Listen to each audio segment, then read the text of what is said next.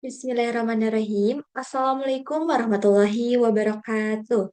Perkenalkan, nama saya Dea Selpiardianti dari kelas A3, Prodi PGSD dengan nomor induk mahasiswa 24060170. Di sini saya akan mempraktikkan materi dari filsafat pendidikan dan konsep manajemen pendidikan.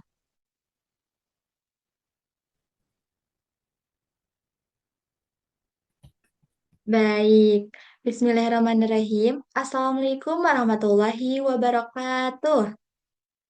Waalaikumsalam warahmatullahi wabarakatuh. Selamat pagi semuanya. Apa kabarnya hari ini?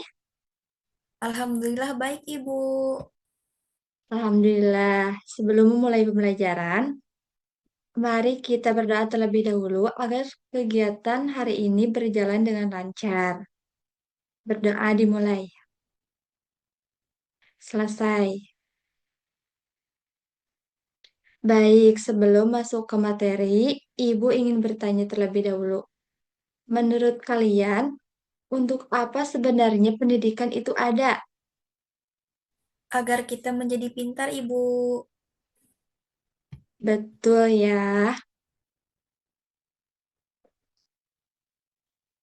Jawabannya sangat betul. Apakah mengelola sekolah itu penting? Penting Ibu. Mengapa? Coba. Agar kegiatan sekolah berjalan dengan teratur dan tujuan pendidikan bisa tercapai. Tepat sekali ya. Hari ini kita akan mempelajari dua hal yang sangat penting, yaitu filsafat pendidikan dan manajemen pendidikan. Setelah mengikuti pembelajaran ini, kalian diharapkan mampu memahami pengertian, tujuan, aliran-aliran filsafat pendidikan, konsep manajemen pendidikan, fungsi manajemen pendidikan, serta keterkaitan antara keduanya. Nah, sekarang kita akan belajar dulu filsafat pendidikan. Apa itu filsafat pendidikan? Filsafat pendidikan merupakan landasan berpikir yang mempertanyakan dan merefleksikan tujuan, metode, serta nilai-nilai yang mendasari praktik pendidikan. Filsafat pendidikan berusaha menjawab pertanyaan mendasar seperti untuk apa pendidikan itu ada, siapa yang dididik, dan bagaimana cara mendidik yang benar.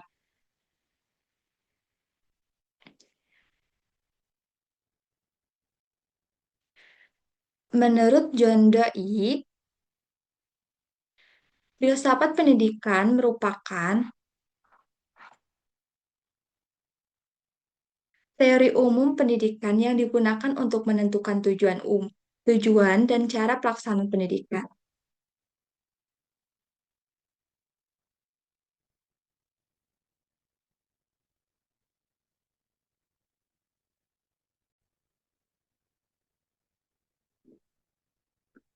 Nah, terus setelah itu menurut Journal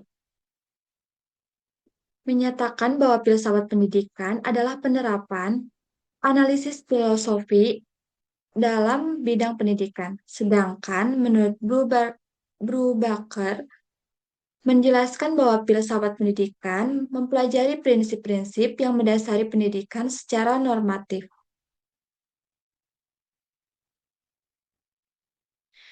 Nah, selanjutnya itu tujuan filsafat pendidikan. Filsafat pendidikan memiliki beberapa tujuan penting, yaitu memiliki arah dan dasar pada penyelenggara pendidikan, membantu pendidik berpikir kritis dan reflektif, menjadi pedoman dalam pengambilan keputusan kurikuler dan pedagogis.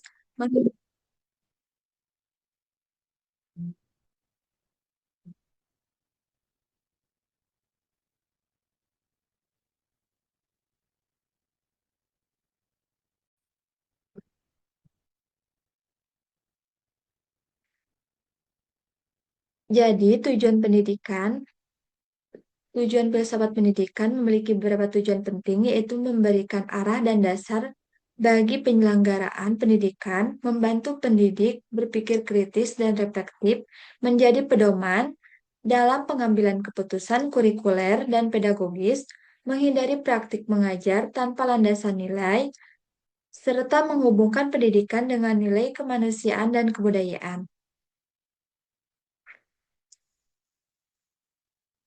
Nah, selanjutnya, dalam filsafat pendidikan terdapat beberapa aliran yang memiliki pandangan berbeda mengenai pendidikan.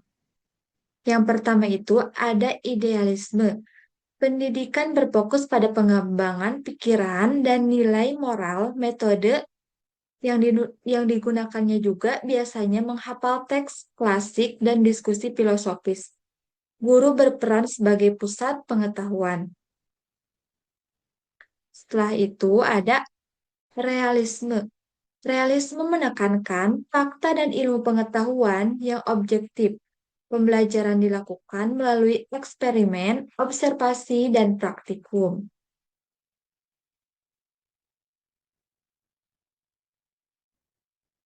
Selanjutnya, pragmatisme. Menurut pragmatisme, kebenaran ditentukan oleh manfaat dan pengalaman nyata. Oleh karena itu, pembelajaran dilakukan melalui proyek dan praktik langsung atau learning by doing. Selanjutnya, eksistensialisme. Aliran ini menekankan kebebasan individu dan penemuan jati diri peserta didik. Diberi kesempatan memilih topik sesuai minatnya.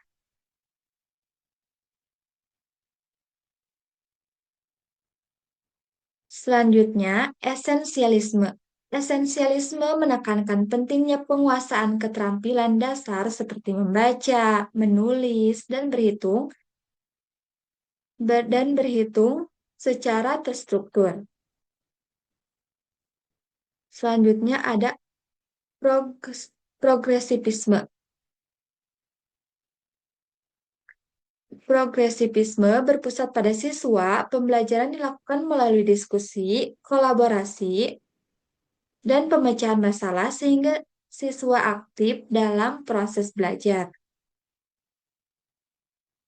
Selanjutnya, rekonstruksionisme, yaitu memandang pendidikan sebagai alat perubahan sosial. Siswa diajak menganalisis sebagai masalah sosial seperti kemiskinan, ketidakadilan, dan kesenjangan sosial untuk mencari solusi bersama. Selanjutnya, perennialisme. Perennialisme beranggapan bahwa pendidikan harus mengajarkan nilai-nilai dan karya-karya besar yang bersifat abadi melalui studi teks plastik dan debat. Selanjutnya, behaviorisme memandang belajar sebagai perubahan perilaku akibat stimulus dan respon. Oleh karena itu, digunakan sistem reward dan punishment serta latihan berulang.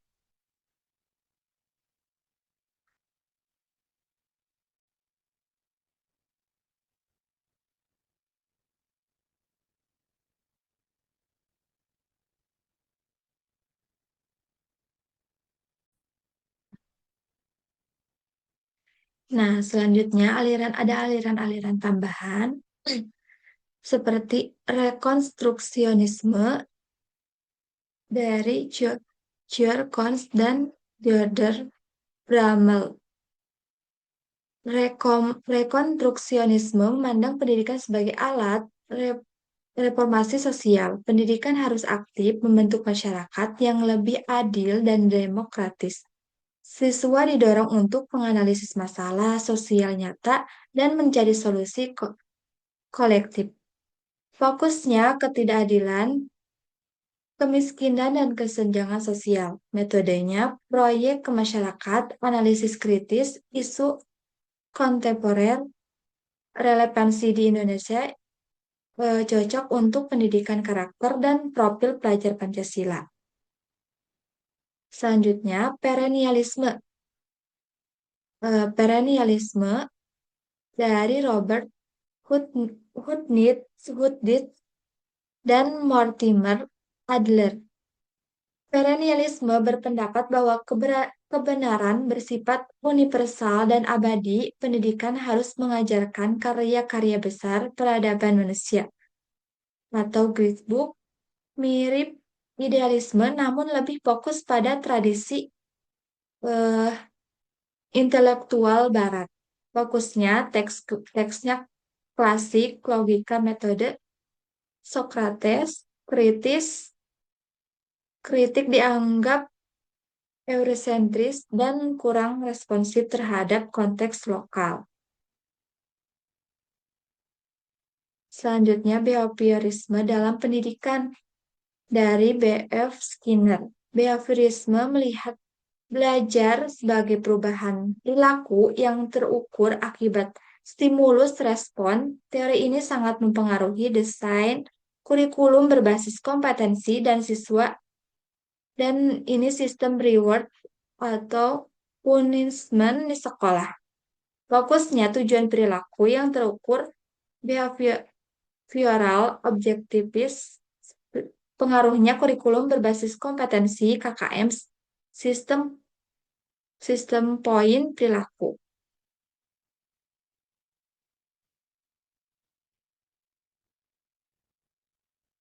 Selanjutnya, konstruktivisme dari Jean Piaget dan Lev Vygotsky. Konstruktivisme menekankan bahwa pengetahuan dibangun secara aktif oleh peserta didik melalui pengalaman dan interaksi sosial. Ini adalah fondasi teoritis dalam pendekatan active learning yang kini banyak diterapkan. Biasa misalnya perkembangan kognitif terhadap sensorimotor, praperasional, konkret, formal. Vygotsky ada belajar optimal dengan bantuan orang yang lebih kompeten, pengaruhnya diskusi kelompok, scaffolding, field teaching. Selanjutnya, humanisme dalam pendidikan dari Abraham Maslow dan Carl Rogers. Humanisme menempatkan kebutuhan dan potensi manusia sebagai pusat pendidikan. Maslow menekankan hierarki. Kebutuhan hal harus terpenuhi agar belajar optimal. Sedangkan Roger menekankan self-directed learning dan autentik. Relationship guru siswa. Sedangkan Maslow, kebutuhan fisiologis, rasa aman, kasih sayang, dan penghargaan aktualisasi diri. Sedangkan Roger, pendidikan sebagai fasilitator yang empati, bukan pengontrol, relevansi pendidik, inklusif, bimbingan konseling, sekolah, ramah anak.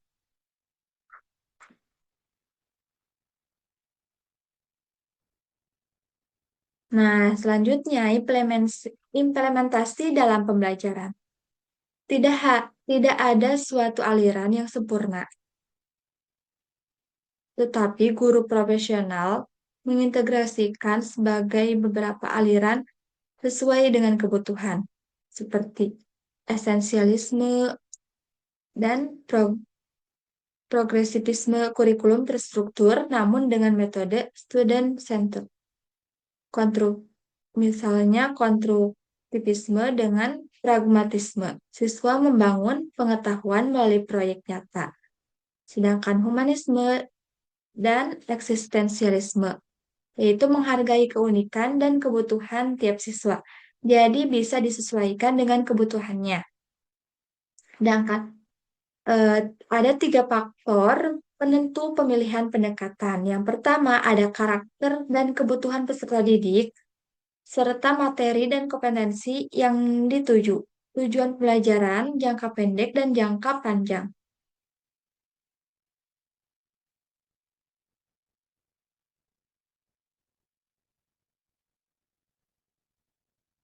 Nah, setelah memahami filsafat pendidikan, selanjutnya itu ada konsep manajemen pendidikan. Setelah memahami landasan filosofi pendidikannya, sekarang kita akan mempelajari bagaimana pendidikan dikelola melalui manajemen pendidikan.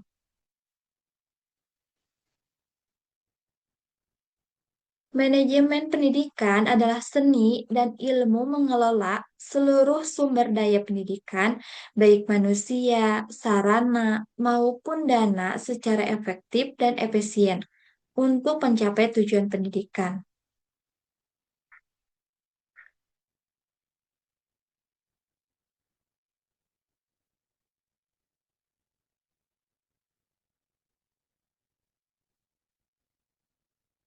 Nah, di sini ada definisi menurut para ahli.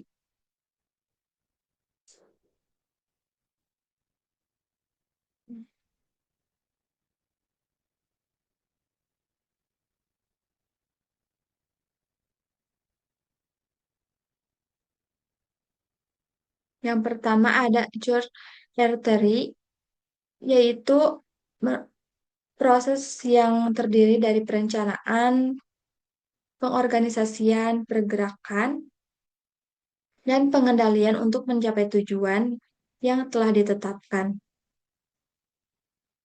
Sedangkan menurut Ari Kunto, pengelolaan yaitu pengelolaan usaha kerjasama sekelompok manusia dalam organisasi pendidikan untuk mencapai tujuan bersama. Sedangkan menurut Harold, yaitu proses merancang dan memelihara lingkungan di mana individu bekerja bersama secara efisien untuk mencapai tujuan. Sedangkan menurut Nanang Fatah, proses penggunaan sumber daya secara efektif untuk mencapai sasaran pendidikan yang diinginkan. Dan terakhir ada menurut Sergio Giovanni yang yang menunjukkan bahwa manajemen pendidikan adalah kepemimpinan yang berfokus pada nilai dan budaya sekolah sebagai komunitas belajar.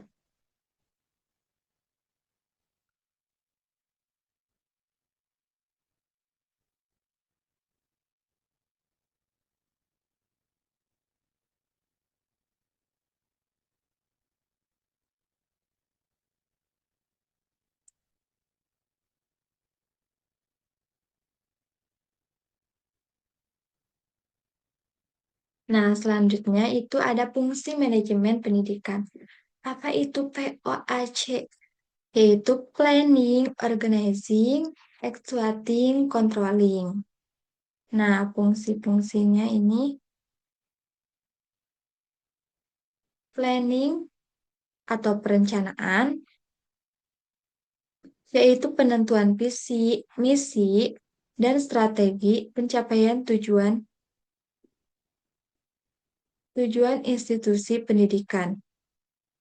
Sedangkan organizing, pengorganisasian, yaitu pembagian tugas, wewenang, dan pengaturan sumber daya secara terstruktur.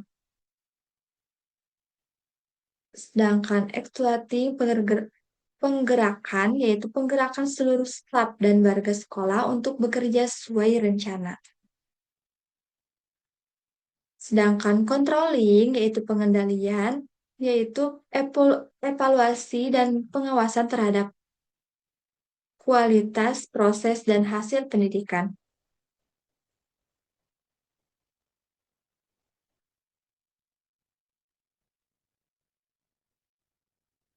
Nah, sedang ada model fungsi manajemen yang lainnya selain VOAC. Terdapat model lain yang relevan.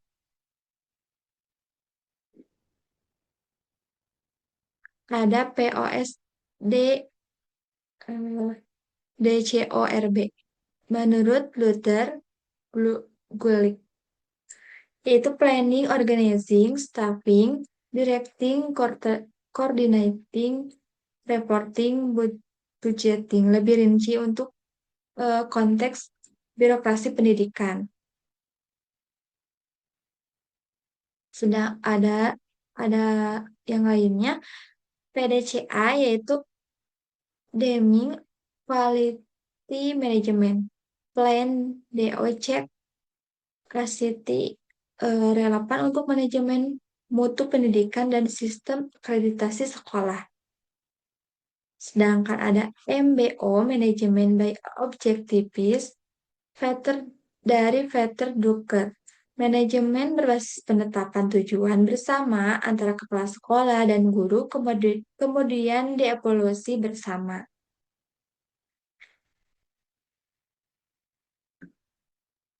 Selanjutnya ada landasan konstitusional.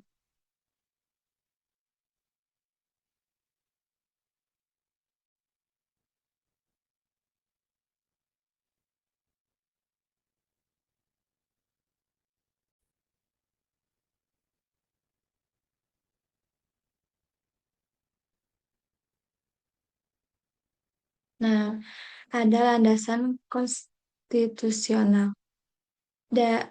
Menurut Undang-Undang Nomor 20 Tahun 2003 tentang Sistem Pendidikan Nasional, yaitu payung hukum utama. Dan menurut eh, PP Nomor 57 Tahun 2021 tentang Standar Nasional Pendidikan (SNP) atau Standar Nasional Pendidikan. Sedangkan menurut Permendikbudristek, yaitu regulasi teknis mengenai kurikulum dan tata kelola satuan pendidikan. Sedangkan menurut Undang-Undang 1945 Pasal 31 menjamin hak setiap warga negara untuk mendapat pendidikan. Jadi, betapa pentingnya itu pendidikan bagi kita semua.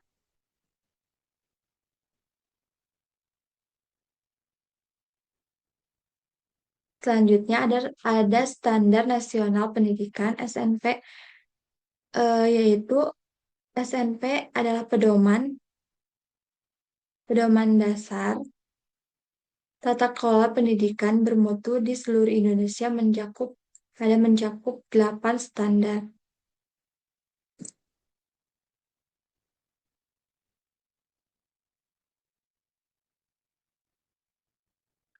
Di sini ada aspek dari output, yaitu kompetensi lulusan dan isi, profil lulusan dan cakupan materi kurikulum.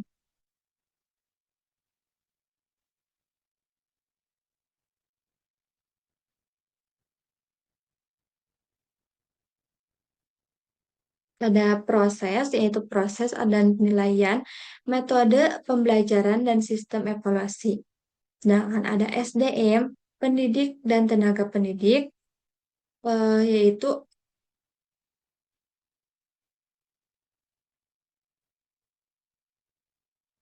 pendidik. Kualifikasi dan kompetensi guru dan staf. Ada fasilitas, sarana dan prasarana, kondisi fisik, bangunan, lab, dan perpustakaan. Sedangkan ada tata kelola, pengelolaan, dan pembiayaan, manajemen sekolah, dan transparansi anggaran. Selanjutnya ada ruang lingkup manajemen pendidikan. Manajemen pendidikan mencakup seluruh ekosistem sekolah, tidak hanya pembelajaran, melainkan manajemen kurikulum dan pembelajaran, yaitu desain, implementasi, dan evaluasi kurikulum, manajemen peserta didik atau kesiswaan, yaitu penerimaan, pembinaan, dan penelusuran alumni. Sedangkan manajemen sarana dan prasarana, yaitu pengadaan, pemeliharaan, dan penghapusan aset.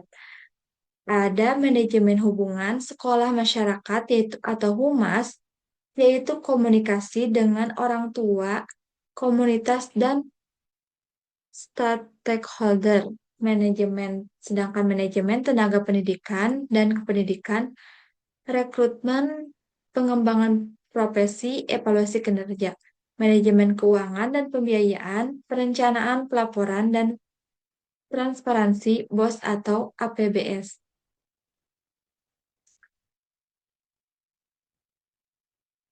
Selanjutnya ada pendekatan dalam manajemen pendidikan, pengayaan dan berbagai perspektif manajemen modern. Yang pertama ada manajemen berbasis sekolah atau MBS atau School Based Management. Pendekatan desentralisasi yang memberikan otonomi kepada sekolah untuk mengelola dirinya sendiri sesuai kebutuhan lokal.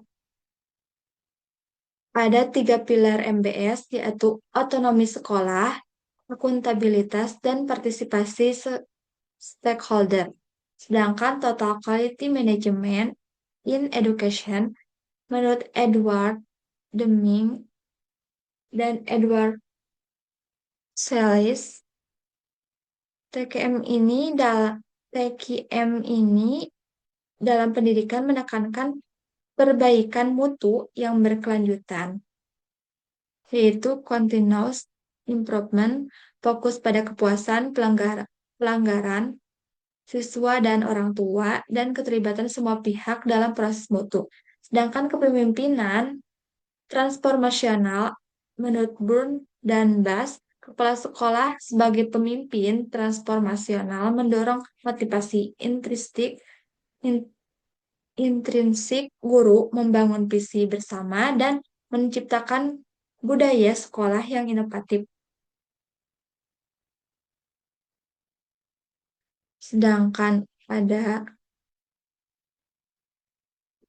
learning organization menurut Peterseng, sekolah sebagai organisasi yang terus belajar melalui disiplin, personal mastery, mental model, supervision, team learning, dan system thinking relevan untuk pengembangan profesional guru berkelanjutan.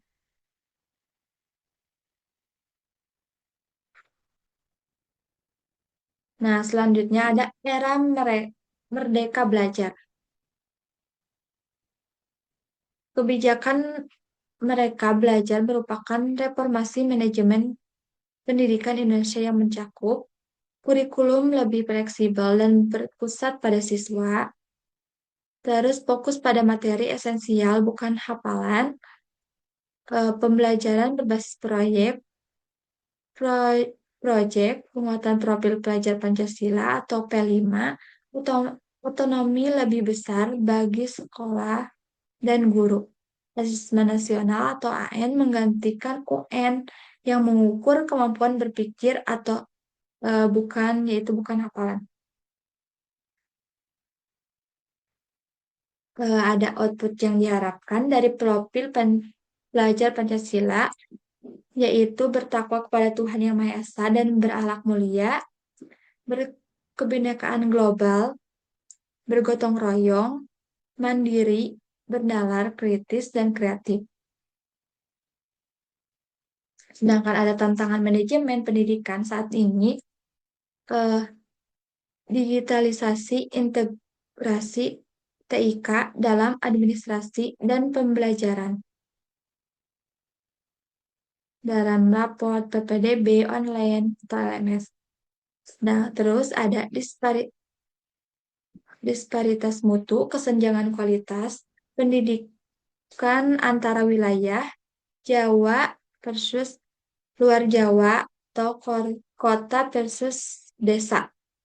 Akuntabilitas, transparansi pengelolaan dana BOS, dan anggaran pendidikan. Kesiapan SDM juga jadi peningkatan kompetensi guru menghadapi era digital dan kurikulum merdeka. Yang terakhir ada post pandemi, pemulihan learning loss, dan penguatan res- resiliensi sistem pendidikan.